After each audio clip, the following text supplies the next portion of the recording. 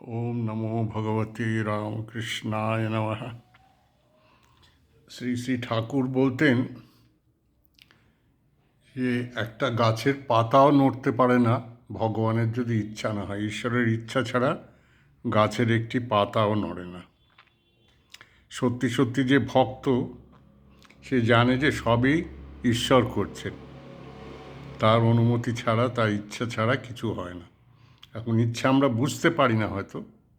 যেমন মাস্টার জিজ্ঞেস করতেন কেন, মাস্টারকে বিদ্যাসাগর ঈশ্বরচন্দ্র জিজ্ঞেস করেছিল তাহলে ভগবান যদি থাকেন তিনি কেন চুপ করে রইলেন যখন কী বলে চেঙ্গিস খান এতগুলো মানুষের নিল, প্রাণ নাশ করলো লক্ষ লক্ষ মানুষের।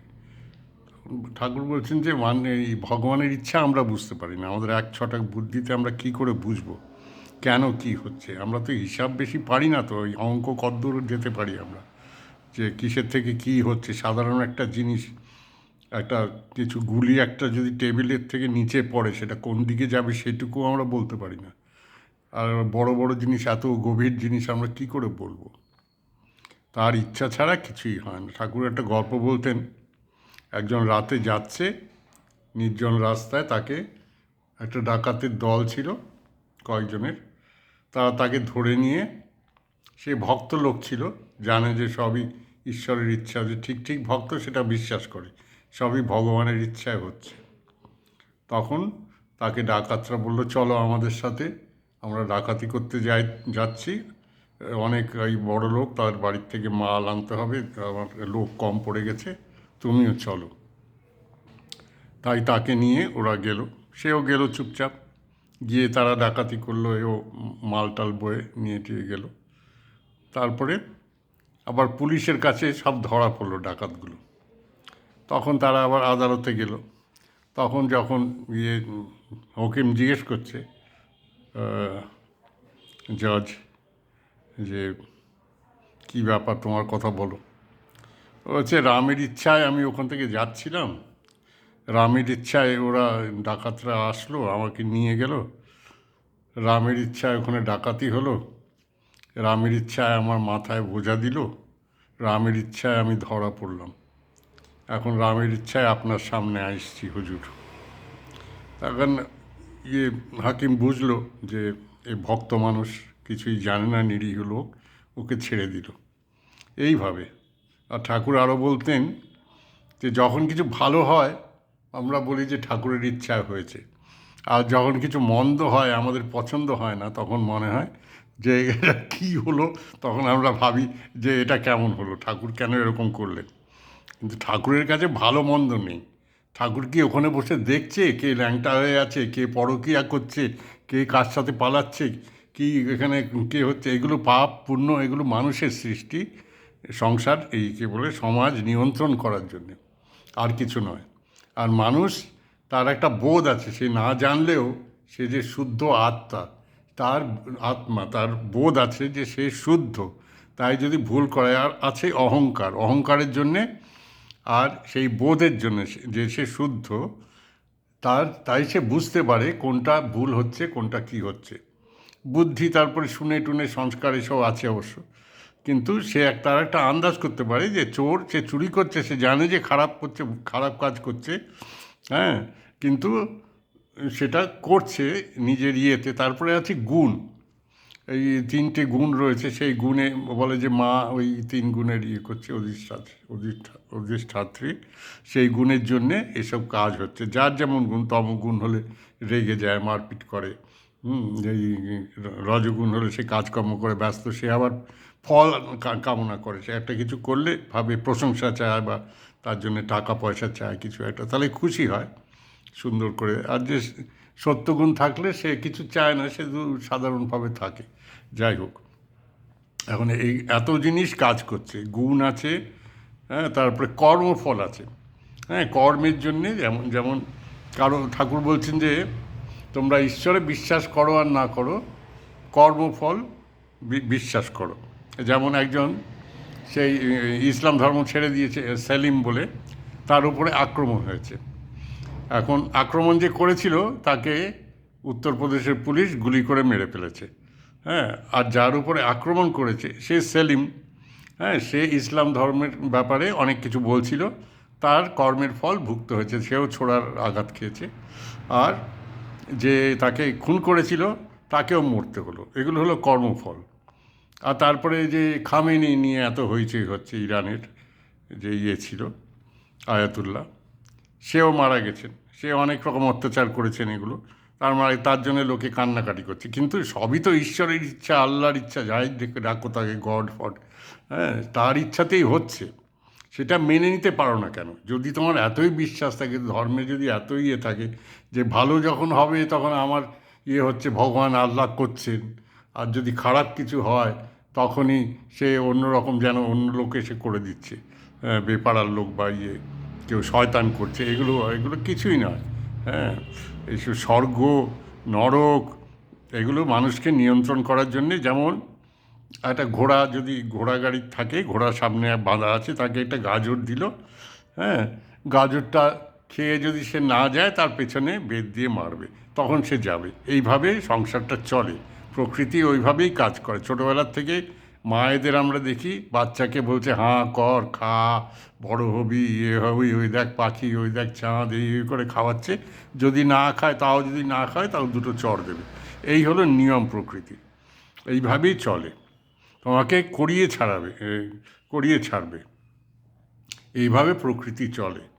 এখন নরক আর এই স্বর্গ এগুলো লোককে বুঝিয়েছে যাতে একটু ভয় থাকে প্রাণে, যে তোমাদের মৃত্যুর পর এখন যাই হচ্ছে, যেটা হচ্ছে সেটা তো দেখছি, কিন্তু মৃত্যুর পর কী হবে সেটা কেউ জানে না। কেউ তো আর এসে বলে যায়নি যে সেখানে কী হচ্ছে, 72টা অপশন আছে না কি আছে, না কি পুড়তে হচ্ছে, না তেলের মধ্যে কি ফেলছে, এসব কেউ তো দেখে আসেনি। কিন্তু এগুলো ভয় দেখা মানুষ, যেগুলোকে স্বর্গে একবার মরে গেলে তখন আর শরীর নাই তো, তখন আবার তেলে দিয়েই কার হাজারটা মেয়ে ছেলে দিকে, তখন তুমি করবেটা কি, শরীরই যখন নাই।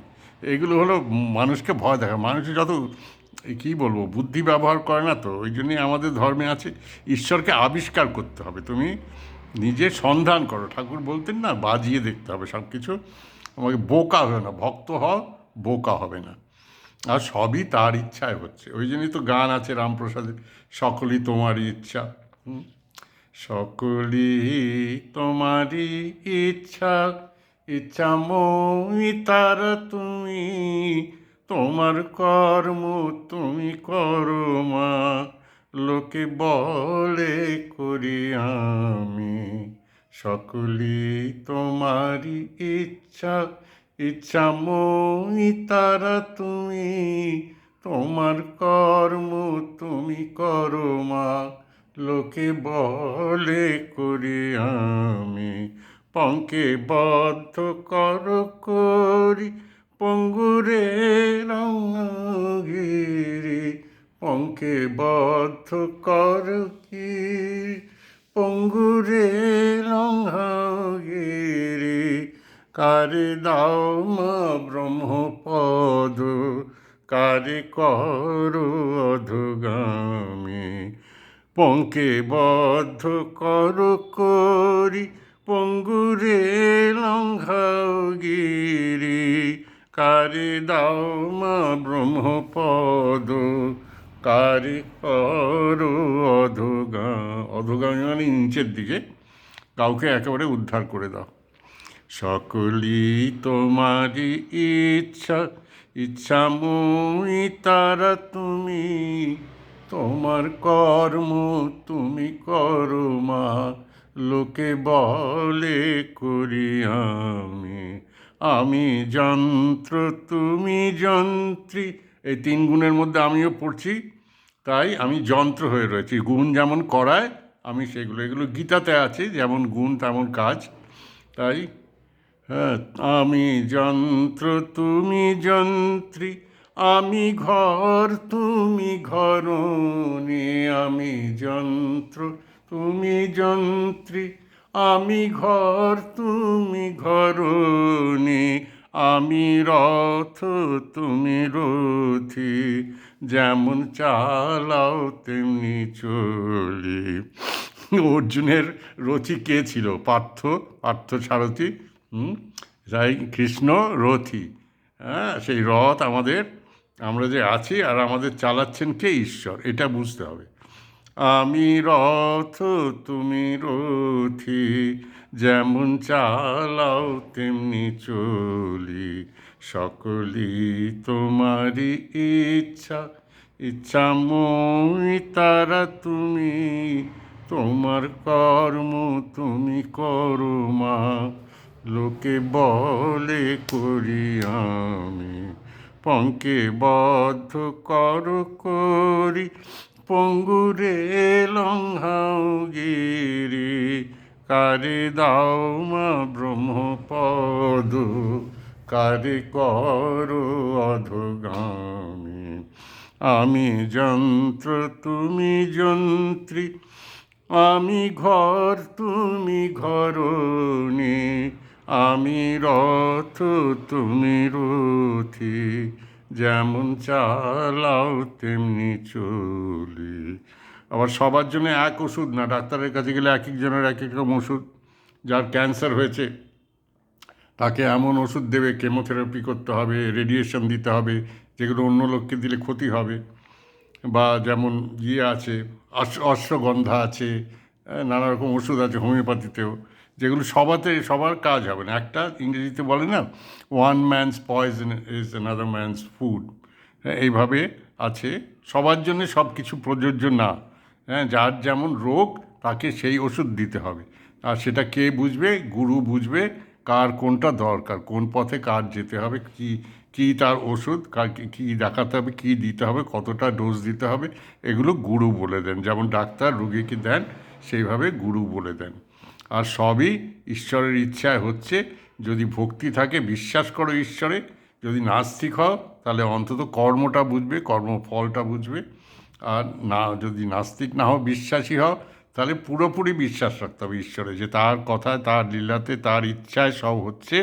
আমি কিচ্ছু জানি না, আমার এক ছটাক বুদ্ধিতে আমি কিছু ধরতে পারিনি, আমি কেমন কেমন করে বুঝবো সে কেন করছে।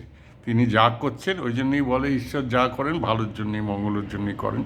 এইভাবে থাকাই শান্তি, শান্তি পাওয়াটাই দরকার, আর কিছু তো দরকার নেই আমাদের। আল্লাহু আকবার। জয় কালী।